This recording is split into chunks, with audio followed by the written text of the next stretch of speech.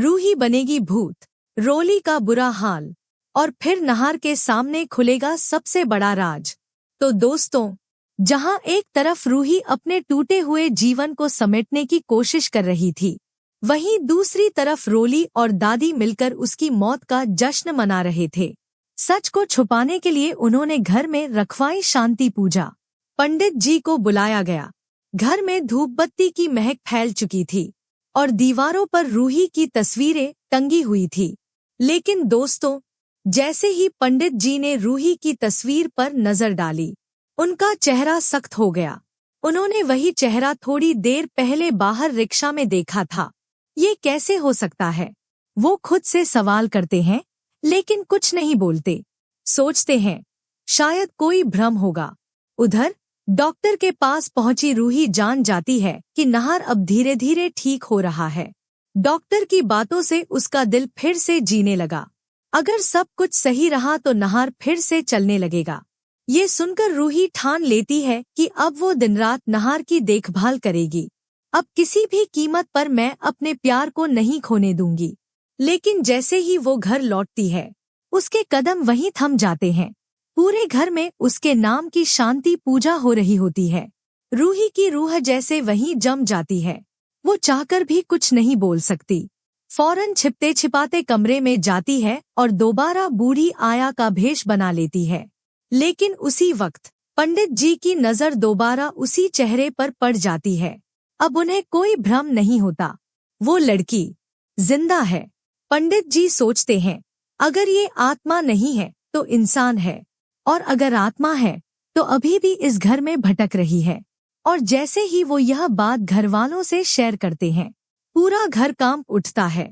सबसे ज्यादा डरती है रोली। अब रोली के मन में डर समा जाता है। क्या रूही की आत्मा वापस आ गई है? क्या वो मुझसे बदला लेने आई है? और यहीं से शुरू होता है रूही का प्लान। वो बनती है भूत, एक डरावनी छाया, और आधी रात को पहुंच जाती है रोली के कमरे में।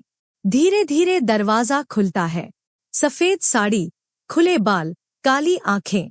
रोली, अगर तूने अपनी करतूत नहीं कबूली तो मैं तुझे अपने साथ ले जाऊंगी, हमेशा के लिए।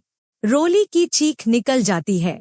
वो भागती है, चिल्लाती है, लेकिन न तो दादी उसकी बात सुनती है और न ही मधुबाला, क्योंकि वो जानती है अगर मधुबाला को पता चला कि रोली ने रूही के एक्सीडेंट की साजिश रची थी तो वो उसे माफ नहीं करेगी। अब रोली मानसिक रूप से टूटने लगती है और एक रात वो ठान लेती है कि अब वो सब कुछ घरवालों को बता देगी। लेकिन तभी उसे सामने से आते देखा एक जाना पहचाना चेहरा। आया नहीं, रूही थी वो। रूही का सच उसके सामने आता है। मैं मरी नहीं थी रोली, मैं लौट आई हूँ। अब रोली को समझ नहीं आता कि वो हंसे या रोए। लेकिन जब वो रूही की सच्चाई घरवालों को बताने जाती है तो उसके पहले ही नहार उठ खड़ा होता है। हाँ दोस्तों, नहार अब पूरी तरह से ठीक हो चुका है और वो सबके सामने बोलता है, सच बताने का मौका अब मेरा है। जिस हादसे ने मेरी जिंदगी तबाह की, वो सिर्फ एक नाम से जुड़ा है, रोली। फिर जूही लाती है वो सारे सबूत, सीसीटीवी फुटेज, गाड़ी के ब्रेक फेल करवाने के डॉक्यूमेंट्स, कॉल रिकॉर्ड्स। अब रोली और मधुबाला को जेल जाना तय हो जाता है, क्योंकि रूही की लड़ाई अब खत्म नहीं हुई, बल्कि ये तो बस शुरुआत है। रूहान अभी भी कहीं खोया हुआ है और रूही और नहार का अगला मिशन है अपने बेटे को ढूंढ निकालना और अग्नि को उसकी सजा दिलाना। अगर आप भी चाहते हैं कि रूही को उसका बेटा रूहान वापस मिल जाए और अग्नि को उसके गुनाहों की सजा मिले, तो वीडियो को लाइक करें, चैनल को सब्सक्राइब करें और कमेंट करें, आई लव रूही नाहर। और अगर आप भी अपने परिवार के लिए चाहते हैं एक सस्ता और भरोसेमंद लाइफ इंश्योरेंस प्लान, तो नीचे कमेंट करें। अगली वीडियो में मैं आपको दूंगा सबसे बेस्ट इंश्योरेंस ऑप्शन।